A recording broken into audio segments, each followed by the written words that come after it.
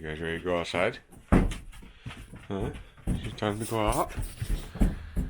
Time to go out.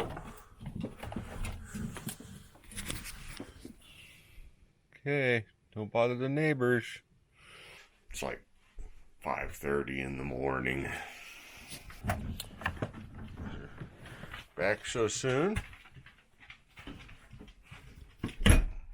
You're acting like it's 31 degrees out there or something. Even if I'm miles from you, I know wherever you are, I call home.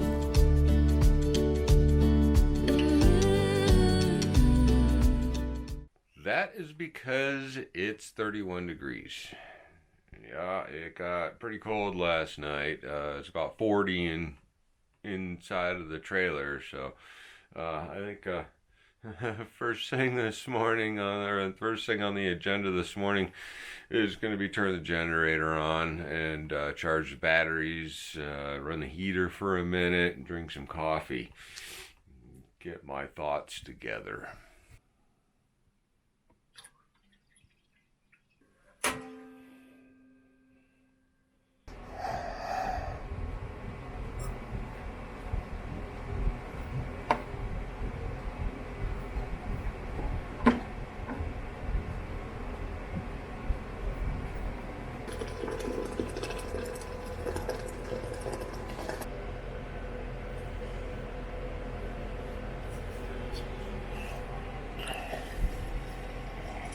So, admittedly, I'm the lazy one of the bunch. I've just recently pulled myself out of bed and I come out to see not my husband, but my dog diligently working on putting videos together just for your benefit. Ava, what's the temperature outside? What's it say? What's it say? You're not even going to answer? Well, it's up to 37 degrees now, so it's decidedly a heat wave. I was screwing around with the refrigerator, kind of trying to make everything more organized in there. Ended up breaking one of the little pins in the door shelves. So I'm going to make a couple of phone calls and probably end up going down to the RV parts store here in town, and hopefully they have another door bin so I can finish my organizational procedures. After that, we'll get our ribs going in the Dutch oven, and maybe I should go get my dirt bike too. Good morning, everybody. It's Sandra here from Camping Necessity. I just thought I'd show you what we like to do in the mornings. We enjoy our breakfast, especially camping breakfast. And Aaron, who is quite a handyman, comes up with all sorts of ideas to make life easier when we're out here cooking. And so I'm going to just show you some of those things. What we have here is, just a couple of sawhorses, store-bought.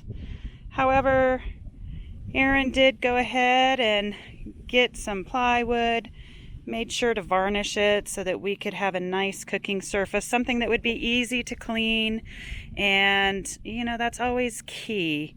The other thing that he's made, I'm going to bring over here and show you before we start cooking, is this little additional table. It just connects in right underneath into those arms. But what we have found is, just like at home, counter space is at a premium. So this is just one way to give us a little additional counter space while we're out enjoying nature. Yes.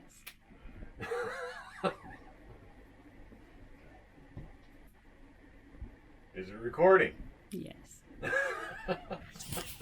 Sorry guys, I messed up. So what we've done here, I've never done ribs this way before. So what what we're gonna try and do here is I got the big turkey Dutch oven, and I took the ribs and I cut them into, well, I took the membrane off, cut them into 3 bone sections, so they're just kind of small sections. Well, that's like the biggest one. So, seasoning them with the garlic, pepper, and salt, and just soaked them in mustard, just yellow mustard. And I'm wrapping them in tin foil, or aluminum foil as it may be, double thick. And what my goal here is to try and keep as much of the moisture in the packet so it kind of steams the ribs. I'm going to cook them on the campfire, which is doing quite well, at as low a temperature as I can really get for, I'm hoping 3 or 4 hours. The bummer part of this is that I can't tell what condition that the ribs are in unless I open it up. I don't really want to open it up because then I gotta package it all up, but we'll see how it works out here. I'm like I said, I've never done ribs like this before, but I haven't really had any bad experiences cooking ribs. Wow, it's noon. That means I gotta drink beer. Sandra made some guacamole bolli last night, which is our own kind of version of guacamole. There it is. It's chunky guacamole, but and the seasoning that she puts in it, and just the way that she does it is just perfect. It's perfect for dipping a chip into, or you could just eat the stuff with a fork if you wanted, or a spoon, or a bucket. But it's really, really good, and she was saying this morning that we should make a little video on how to make the guacamole bolli. So, another method to my madness here is that I'm wrapping the foil one way and then flipping it over and wrapping it the other way in hopes that if any moisture gets out of the first layer, then it'll get caught in the second layer. And really, I think that the key for this whole thing is going to be keeping the moisture in these things. Now we're going to be cooking it in a dry Dutch oven, so we don't want to get it very hot. So we're going to be consuming some beer, clearly, in order to keep an eye on this cook. I was thinking about putting an ice cube in every one of these things, but pork generates quite a bit of juice just by itself, you know, the fat and such in there, rendering. Oops. That one got away from me.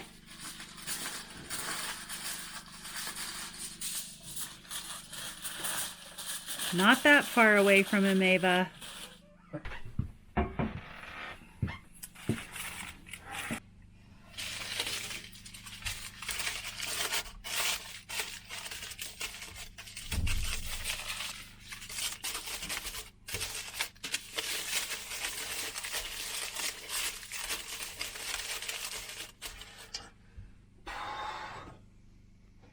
Well, here we go. So, here's a hole. There's some coals.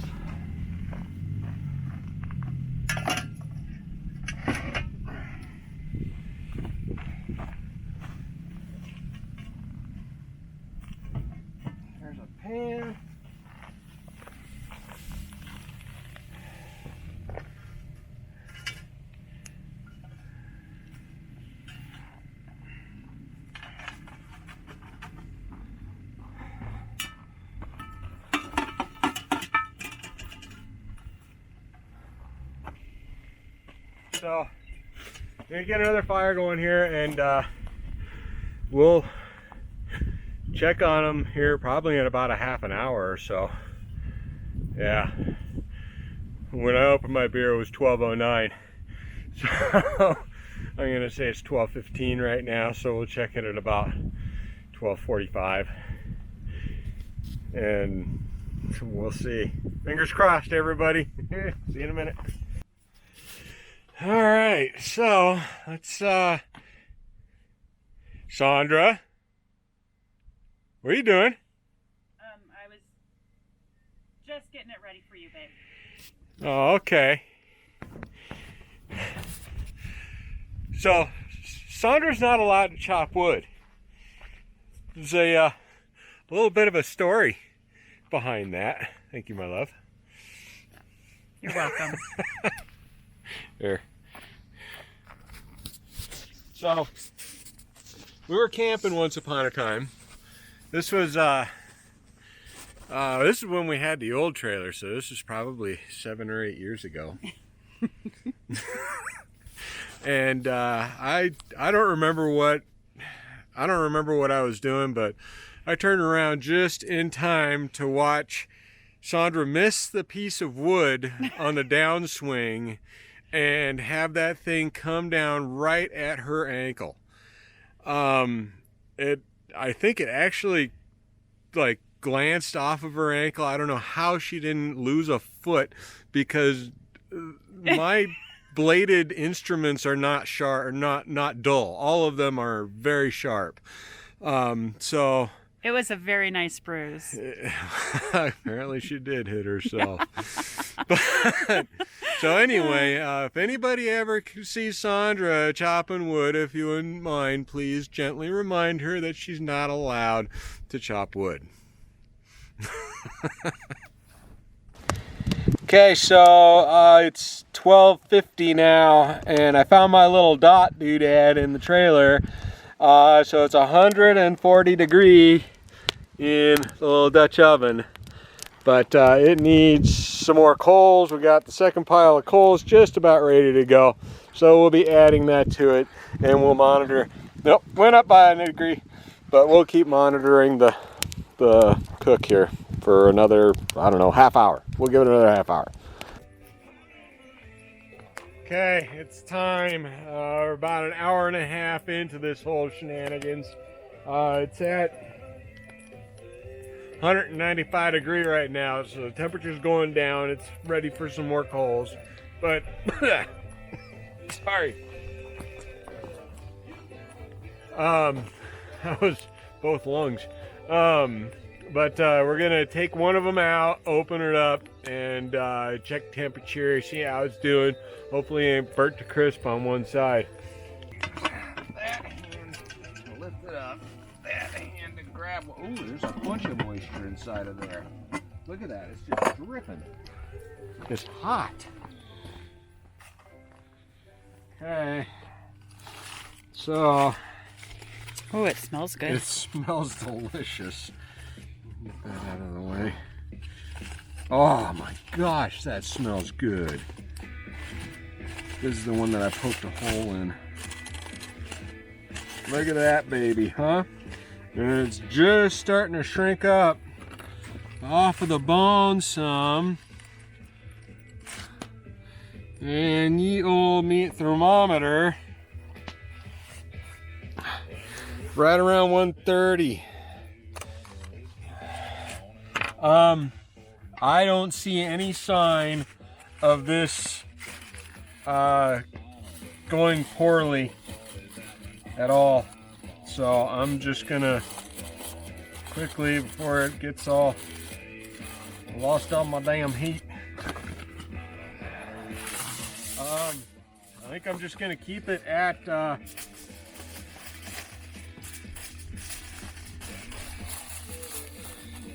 you know, right around that 120 degrees. I'm sorry, 200 degrees. 120 degrees. We'll just keep it going.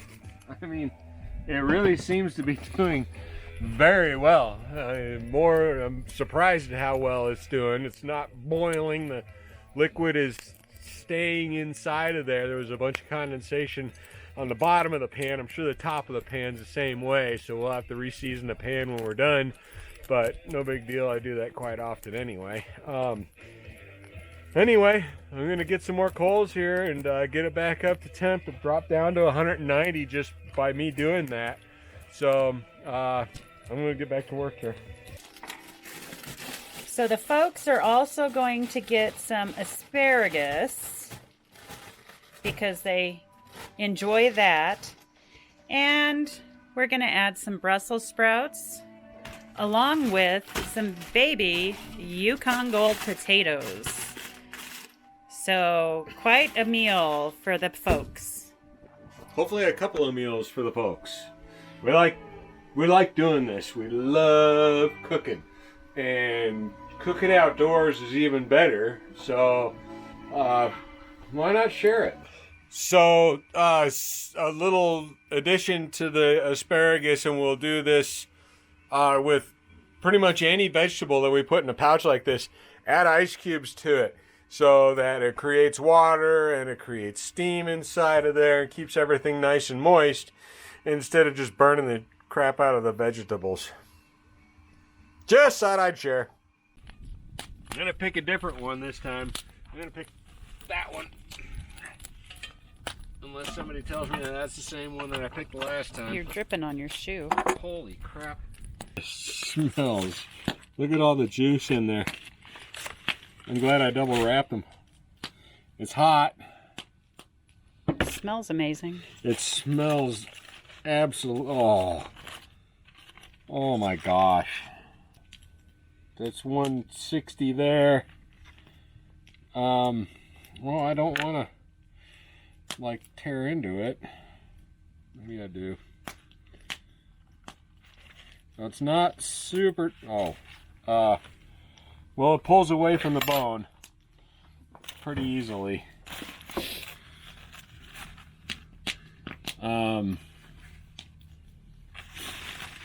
What? Well, I was going to eat it. Well, I'm kind of thinking that maybe we ought to finish this thing on the grill. It cools down super fast, and it's cool now. I'm almost thinking that we ought to finish this and eat it. Okay.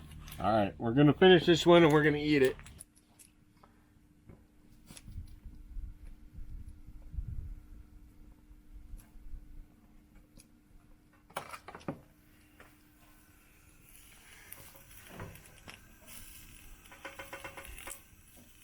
This is the last of the barbecue sauce that was made from, I don't know, another pork roast of some sort. Turned out to be a damn nice day. You know, there's clouds and such, but it's nice and warm. We put the awning out because the sun, standing out in the sun, is hot. Hard to believe that it was 31 degrees this morning and the dogs were yelping because of it. I think it's ready to eat. Do you think? I think it's ready to eat. I think we should try that. I think that's good enough. It's not bubbling anymore. It's still plenty warm. It's important that you do this on a Dixie plate. What I'm going to do here is just kind of cut. Oh, that's like way more tender than I had suspected. So, there it is. Let's give it a test.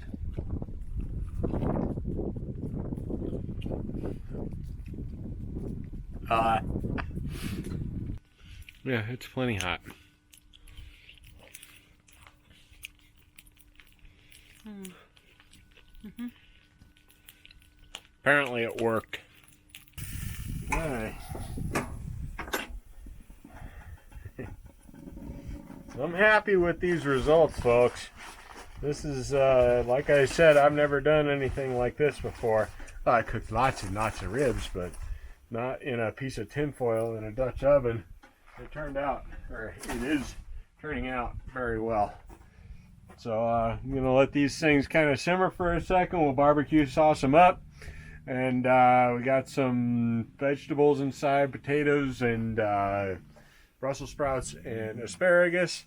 That will load everything up and haul it all down to them. It's gonna be delicious. Okay, everything's just ready, and we need to package it all up and hit the road here really quick. But anyway, here's everything that we have made for dinner tonight and out camping. We got nice asparagus sprouts, some Brussels sprouts, all nice and crispified. We got some Yukon Gold baby potatoes that are just finishing up. And of course, out on the grill, the nice ribs. That's how everybody turned out. So, that's how we roll, cooking a camping necessity. Thanks for watching. Like, share, and subscribe. We hope you enjoy the video. Let us know if there's something that you would like to see us do down in the comments. Check us out on campingnecessity.com. Thanks again. Have a great evening. We'll see you tomorrow.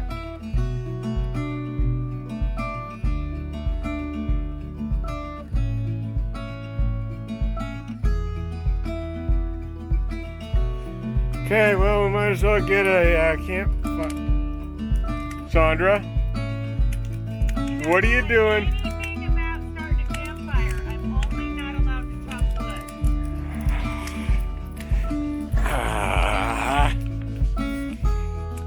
Okay, I guess we're gonna have to make an exception here because wifey done made an exceptional campfire. So, wifey's not allowed to play with the axe. She can play with the matches.